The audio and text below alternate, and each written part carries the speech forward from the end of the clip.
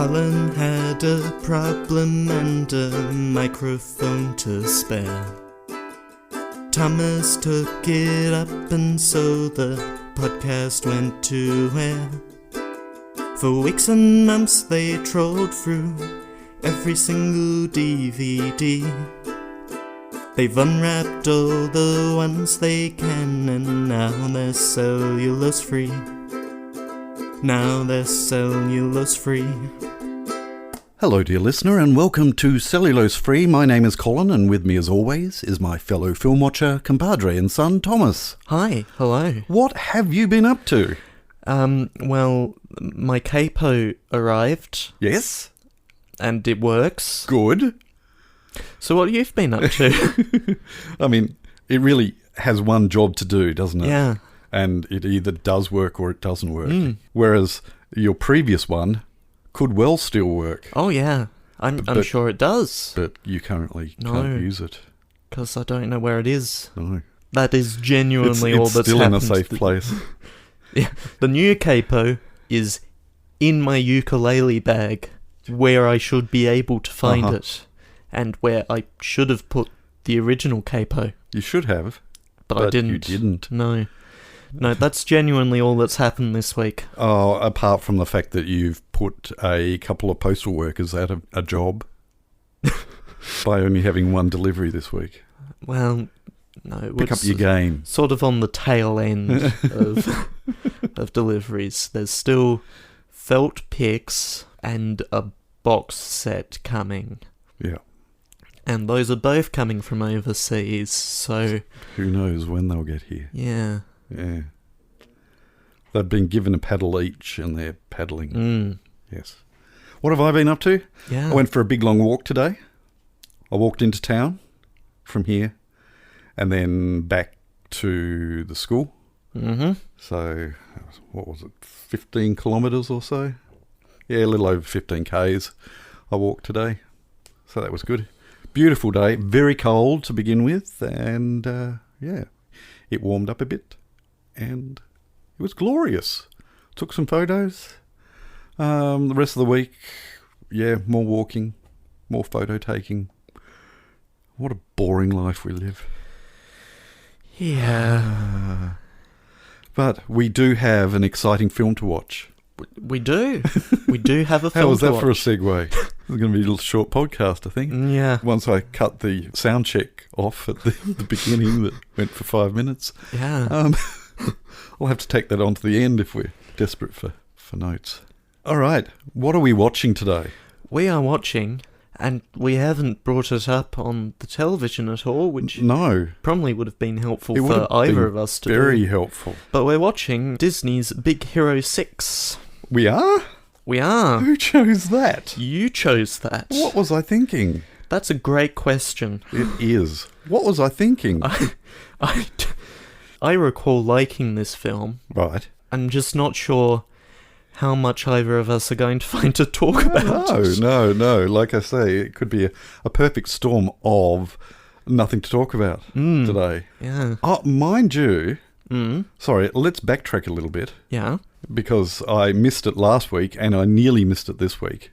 And I felt it important to bring up 2 episodes ago, when editing that said episode, I realised that not once, but twice, I went, dun, dun, dun.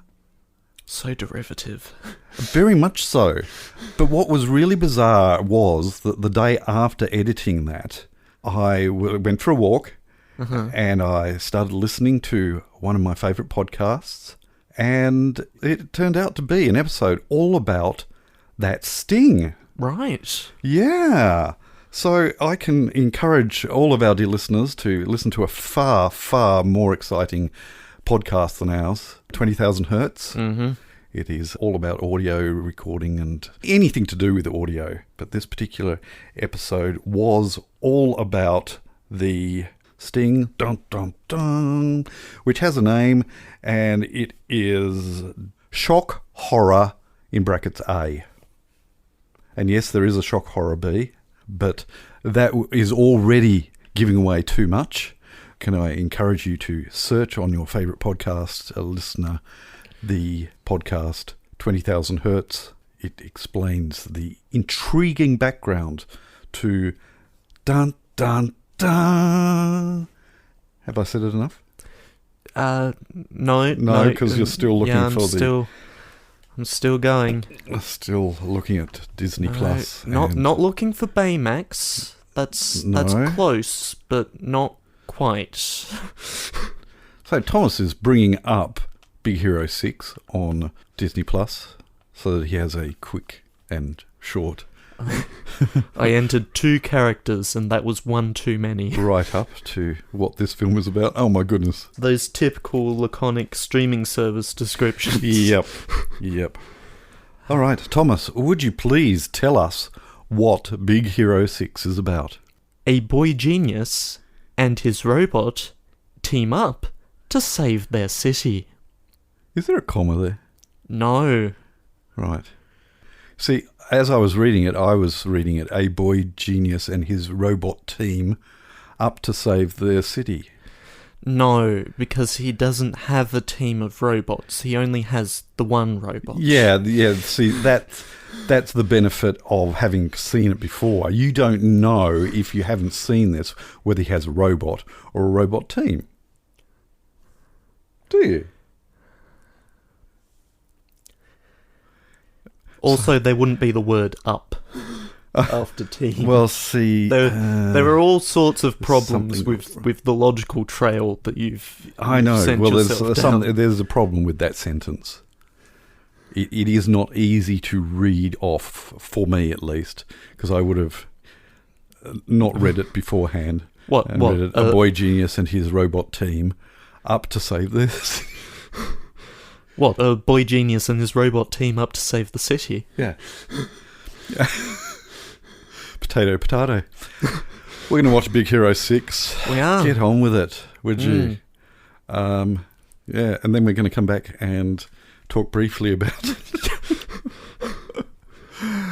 But until then, we'll catch you later. Bye. And we'll catch you on the flip side. And turn to side B. No. Big Hero 6? And turn to side 6. This podcast is a cube. It is. It's cuboidial. How many segments do we have? We've got what you've been up to. What's what the we're film? watching. So what? Untitled segment. What's next? Yeah, and then outro. Nebulous Void. Outro possible bloopers. Yeah. So there are 6 sides. Yeah. So if we turn to side 6, we get to the end immediately. Yeah. We go immediately to the outtakes. Excellent. Good. Great. Yeah. So we'll definitely catch you on the flip side. Turn to side 3. Mongrel.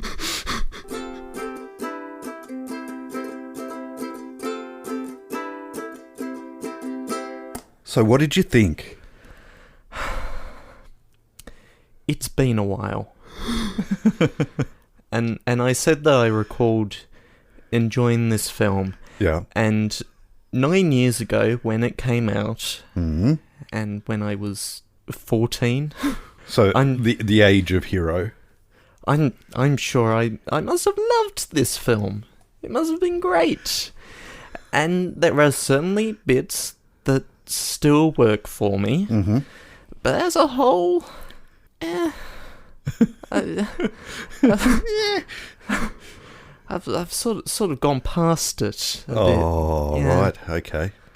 I must admit that is how I was expecting myself to feel when this came up last week. Now, something happened to me during the week that didn't happen to you, that I think had a great deal of impact as to my level of enjoyment watching this. Mm-hmm. And that was on Friday night, I watched Lightyear. Yeah. Now, you still haven't seen Lightyear? I haven't. Okay. Lightyear could basically be described in the way that you just described how you felt about this. Mm-hmm. And so, yeah, for me, it was a big disappointment. Lightyear was very pedestrian in how it affected me. And absolutely, I was the wrong audience, I guess, for it. Except that it wasn't. It was trying to serve way too many masters there in entertaining the kids and also entertaining those who grew up with Buzz Lightyear. And it was a muddled mess of not knowing what it was trying to be, and it just fell flat on its face for me. And so that expectation of this, I was fully expecting that to be reflected in this as well, and it didn't. And maybe it is a knee-jerk reaction to the experience that I had with Lightyear. I thoroughly enjoyed Big Hero 6 again. Maybe not because of its story, but the story worked, which is Lightyear's big problem for me. It was the actual story was a muddled mess. It really felt like a lot of... I don't know whether you remember the cartoon, the traditionally animated Star Command Saturday morning show. The only reference frame I have for that is the, I want to say, direct-to-DVD film, and only vaguely in the back of my head. That came out first, and then they did a TV series. And it felt like a mix of a number of mediocre plot lines from that show. Whereas Big Hero 6... it grew, it progressed, it made you fall in love with characters, it made you hiss the villain, and once you discovered who the villain was, and the characters were lovable and had feelings for each other, and it was essentially a happy film. Even in the tense moments, it was still a happy film, and it knew who its audience was and nailed it as far as the audience was concerned. And yeah, I'm well and truly too old for that film, but I could recognise a well put together film. I should say, my comments are not to put down the film. I think it's reasonably well put together enough. It just doesn't quite get through to me. Yep. I did make some notes, and I guess these are the things that made me feel like there was a lot of love involved in putting it together. Some of the camera shots were just superb. The very beginning felt much like you were dealing with Godzilla-type creatures fighting each other. The camera angles were such that you suspected there was something going on with scale, much like you do with the somewhat aged effects of the original Godzilla films, where you've got people in suits.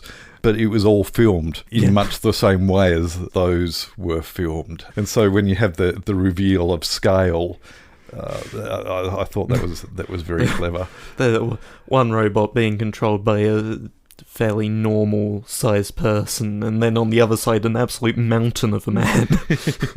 Yep. But the robots themselves that are fighting are tiny in comparison to everything else. The movements of everyone, especially Hero, the fluidity of his movements just oozed adolescence. The way he ran, the way he went out of shot, and in comparison to the way that Baymax. This is the problem that I had. I worked for a company that sold the hand mixers called Baymixers or Bar Mixers, which yes. So Baymax, the way he moved was in stark contrast to the way that Hero moved, and nailed the slightly hyperactivity of Hero really, really well.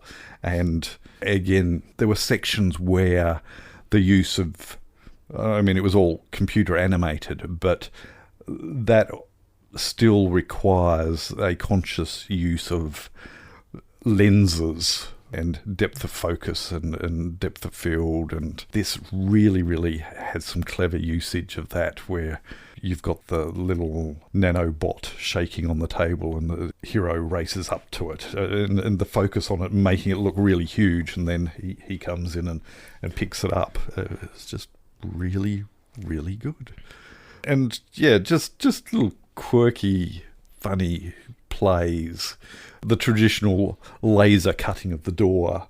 And in most films of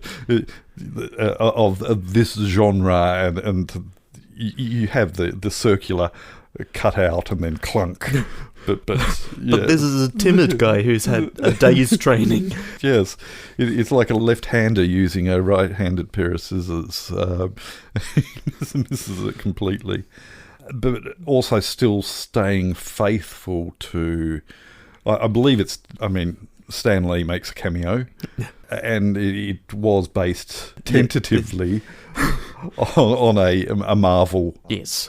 The salute to the hero landing. You've got this big cumbersome robot still doing the knee-bent, fist to the ground kind of landing. I really did enjoy it. I had a smile on my face all the way through it, and it's possibly what I needed this week.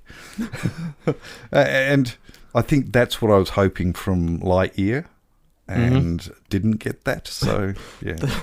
The impression that I've been getting about Lightyear is that the film we got is not the film that anyone was expecting out of what had been said about it before it came out. Yeah, it was a bunch of broken promises that may or may not have been made.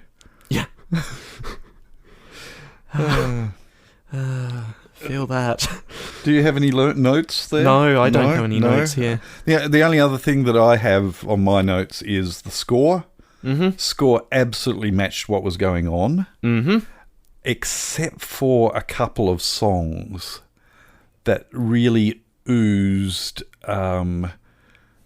now, what's his name? The meme with the older guy with the skateboard and the cap around his head walking through the corridor. How you doing, fellow kids? From 30 Rock. Yeah. Anyway, some of the songs in this felt they were written by him. In that they were meant to... Steve Buscemi. Yeah, bechamel sauce. Yeah, it just felt like some of those songs were written to impress the cool kids, but they didn't consult the cool kids when they wrote them. I could be wrong. It's a number of years. It's almost 8 years old, so it might be just that shift in. It may have been those songs were cool 8 years ago, but they just felt sort of mistargeted. Dear listener, I would like to apologise. Earlier I said 2013 and 14 years old when I should have said 2014 and 15 years old. Indeed. But yes, the rest of the soundtrack just really, really matched absolutely everything else. The vibrancy of colours and the fluidity of the animation. It was just... And probably 16 by the time it came out on DVD. And I ended up watching it. Yes. So, I've garbled on. Yeah. You haven't. Do you have anything else you wish to say? Justify your existence. I don't know that I disliked the film. It's just... No, I don't read you as having disliked it. You certainly... there were lots of chuckles coming from your side of the couch. I was happy. Yeah, I laughed. Yep. I laughed at the bits that I was probably supposed to laugh at. Yeah. But I am now 23 and a half. Yeah. I think what you were laughing at were the things that were deliberately put in there to entertain the adults who were sitting next to the kids who wanted to go see this. Mm-hmm. Yeah. Yeah. I have become a jaded, cynical person. And that's only half a joke. Yes. And, yes. Oh, dear. Soon we'll be getting you a walking frame. You'll be looking out the window and saying, "Get off my lawn!" All right. Well, let's move on then. The following segment needs a little more time in the oven. It's done now. Yes, let's move on. Caught you completely off guard. No, not completely off guard. I was getting towards being ready for that. Oh, good. Okay, let's start with Entosferatu. Hi, unto Osferatu. Did that come out right? Almost. Sorry, I'm Almost a bit buzzed at the moment. Yeah, I'm feeling that. Yeah. When I say things I think might be a little controversial, really does get the blood flowing. Entosferatu. Hi, into Osferatu. Much better. Writes in to say Yes. that when we talk about a good movie, the conversation usually goes along the lines of, that was great, it was, and then the podcast ends. And that's a pretty fair assessment. But when we watch a movie like last week's movie, which I have forgotten about... Oblivion. Yes. You're completely oblivious to what we watched last week. It's completely out of my mind, which is the meaning of Oblivion, which we didn't actually cover... No, we didn't. At all during the discussion. No. The 30-minute discussions of things that didn't make sense. Whereas, yeah, it definitely, if a film is really, really good and we really, really enjoyed it, it's a very short podcast as a general rule. Which is a real dilemma. Yeah, but it means that I suspect this podcast will be sort of in the middle. Yeah. Yeah, because I don't think either of us particularly want to bring bad things to the table. No. Especially seeing as there is no table in the Deranged Cat studio. At the moment. There's no coffee table. There is actually a table. Oh, sorry, behind there us. is. Yes. There's a large folding table folded up behind us. There's a ladder over there, and we're sitting on a chair. A ladder? Yeah, the very small one okay. over on the cat tree. Good. And we're sitting on a large chair. We are. Someone is going to go through the table. Yes. What? Wrestling. Good. In WWE, there is a particular pay-per-view called Tables, Ladders and Chairs, in which many of the matches involve tables, ladders, and or chairs. And the point of a table is that someone will go through it eventually. Right, okay. Good. Dear listener, I would really love some input as to whether any of you immediately got that reference. I confess that I have not watched a single WWE, WWF, www.com.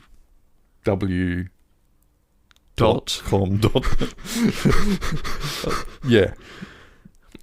Never been my scene. I have watched very little, but I consume a lot of podcasts and other media from people who consume things that I don't consume, but they're very enthusiastic about it, and so I am engaged. Good. And so I know that Tables, Ladders and Chairs is a pay-per-view and a match type. Speaking of being engaged, thank you, Entu Osferatu, for being engaged and noticing that is somewhat of a characteristic of our podcasts. Helen. Hi, Helen. Writes in to say that she should retire from making guesses now. She confesses that there was a yes and a fist pump somewhere along the foreshore that night when we revealed her awesome guess from last week. I'm still stunned by that. Unfortunately, yes, she has not retired from making guesses. Right. And is just slightly off the mark this time. Indeed. Now, I must confess that Thomas, when I showed him the 6-letter acronym for last week's episode, he raised an eyebrow and went, huh? I said that no one was ever going to get it, because how? How would they? Yeah, but compared to the previous week, there was absolutely no way anyone was going to get that. And Helen did. Yes, but at least last week, all the letters that you used were in the title. Oh, okay. Okay. This week, not so much. All right. So what did Helen... Helen said... Yes. OBLVON. So close. Which in any other universe might be a reasonable guess. But apparently we're all crazy. We're all crazy. That gives you Oblivon. Yeah. Which isn't close enough. So you could get closer with Oblivion with OBLVYN. Which is what you went with. And I still don't understand why. Oblivion. I understand what it sounds like. Oblivion. I don't understand why you thought it was reasonable. I think it's brilliant.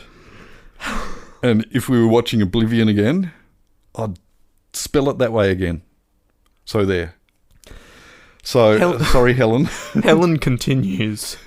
For a movie that you've convinced me that I needn't bother watching. Yeah, fair point. Yeah.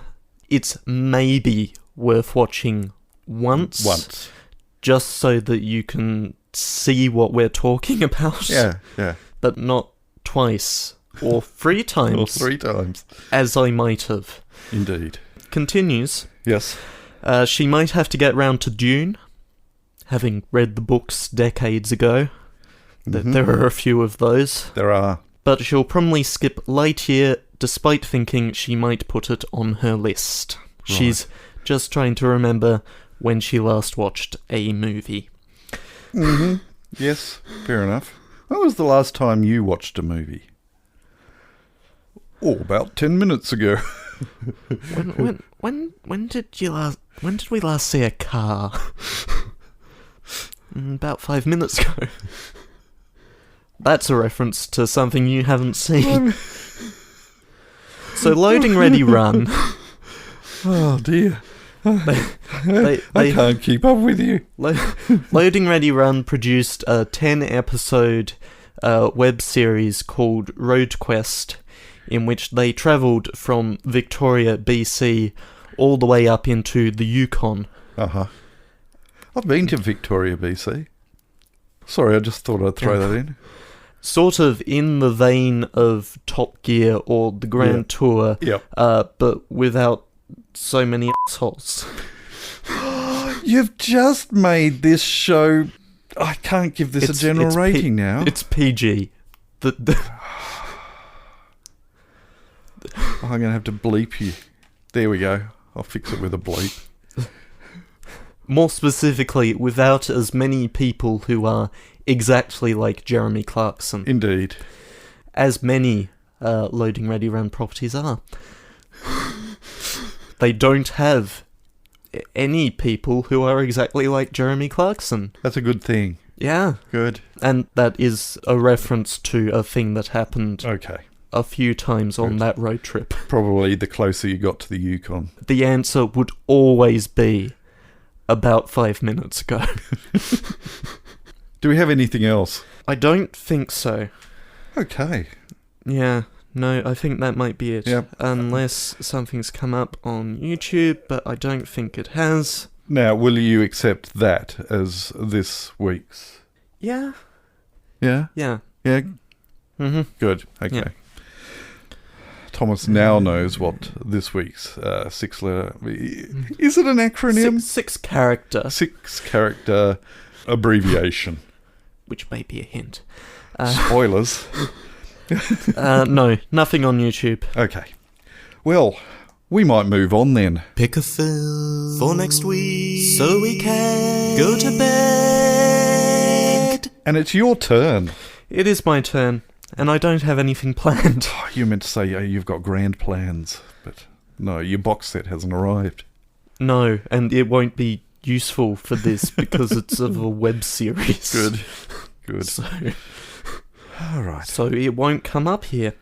So you're going to put our fate next week's fate into the hands of your tablet by bringing up your list of films that you want to revisit. Or watch for the first time. That's true. It's a mix. Yes. It could be either or. Yeah. As a general rule for me, it's a revisit, but not so much with you. And if you're bringing something new in, it's because you've bought it recently or it's not on the shelf, so it won't be on the list anyway. Yeah. Okay. All right. Oh, okay. Yeah, I could... cool. I could go with that. Yeah. Cool. Yeah. That'll be good. He doesn't know what he's talking about. We hope that you'll join us next week when we watch. But until then... A film from 1989. 1989. And starring Robin Williams. Right. Okay. That's finally made an appearance then. Mm-hmm. Okay. Are you buzzing in? I think I am. Okay. What has come up on my screen? What's the name of it? It's got a yellow cover. It does have a yellow cover. It's directed by Peter Weir. Yes, it's another Peter Weir. We have another Peter Weir. It's a Touchstone film. It is, and I keep on saying Good Morning Vietnam, which it isn't, because that's not even on the shelf. It is not Good Will Hunting, No. It's got good in it. No, it doesn't. It's not Good Will Hunting. That's 8 years later. It's... and it's not To Serve Them All My Days. No. It's the school one with the teacher and the kids and thank you. I'm glad I went that way. It's Dead Poets Society. It is Dead Poets Society. I want my brain back. It's Dead Brain Society. Well, if you'd like me to give you an opportunity to get your brain back, I will read the description off the back of the case. Thank you. For generations, Welton Academy students have been groomed to the lives of conformity and tradition, until new Professor John Keating inspires them to think for themselves, live life to the fullest, and carpe diem. This unconventional approach awakens the spirits of the students, but draws the wrath of a disapproving faculty when an unexpected tragedy strikes the school. So, next week, Dead Poet Hunting. Why are you hunting dead poets? Dead Poet Hunting Vietnam. In Vietnam? You're hunting for dead poets in Vietnam? Yep. What are you doing that for? We hope that you can join us when we watch Dead Poets Society next week. But until then, we'll catch you next time. Bye. You have been listening to Cellulose Free. Your hosts were Colin, who produces and edits the show, and Thomas, who makes the artwork and music. Cellulose Free is recorded in the Deranged Cat Studios in scenic Tasmania, Australia.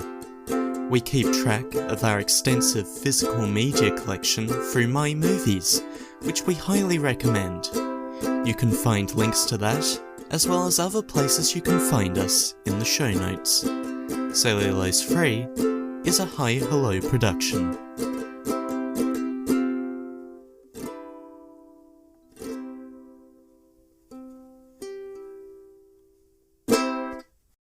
All about that particular sting, dun dun dun, which has a name, and it is Douglas.